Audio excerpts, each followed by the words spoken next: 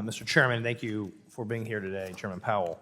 I'm particularly concerned that the current regulatory environment disadvantages small and regional banks.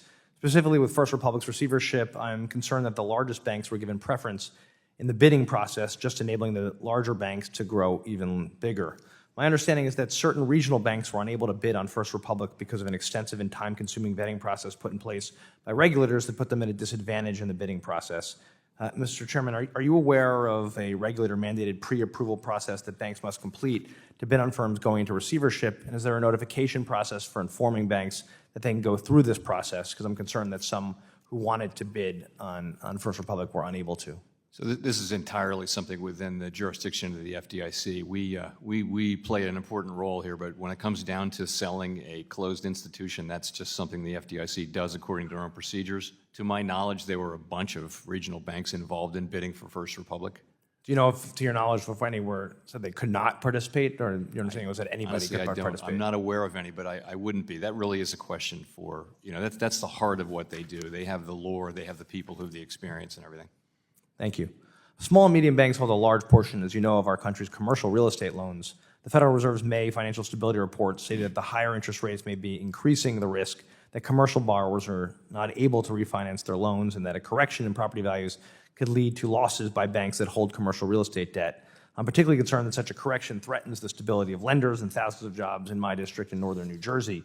How's the Fed looking at this and helping small, medium, and regional banks manage their portfolios or think about the risks of commercial real estate loans, and what guidance is being provided to banks given that nearly $1.4 trillion in commercial mortgages are set to mature in the next 2 years? So following it very, very closely, and I think you've put your finger on it, this is a problem more for smaller banks, and not for all smaller banks, but it's the banks that have high concentrations.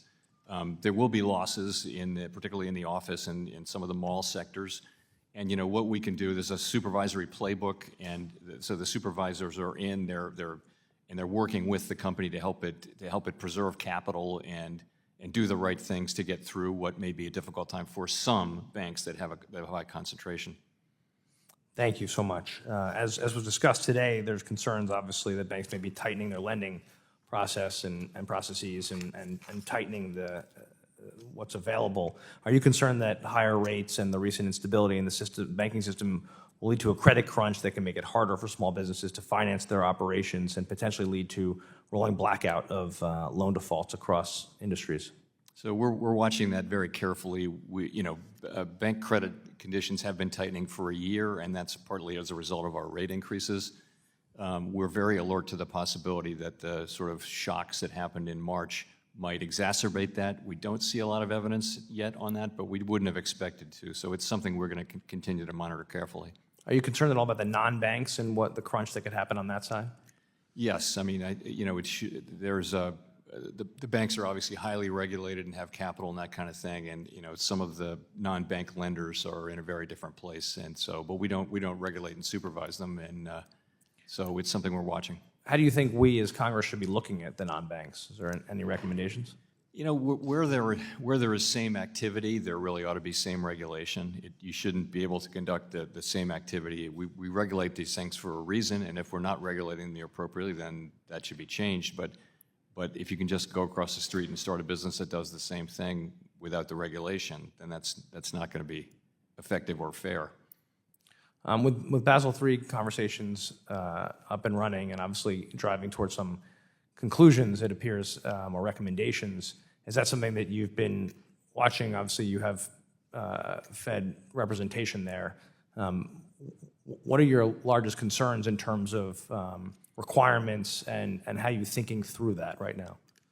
So I think these are going to be very important. A number of very important proposals are coming, and I would just put out a couple principles, and that is, our banks are strong and they're well capitalized. I think that's pretty broadly agreed, and I think we're going to want to understand how even higher capital is justified. There'll need to be a case made for that. Almost as important as that, or maybe more important, is that we need to respect the diversity of institutions that we have in this country. And we benefit from having banks of all different shapes and sizes, and we don't want to push regulation or capital, for that matter, to a place where only the biggest banks have a viable banking model. We're a long way from that. I just think we need to keep that in mind. Or be disadvantaged compared to our foreign Yeah. Thanks. Okay, thank you so much. I yield back. Thank you.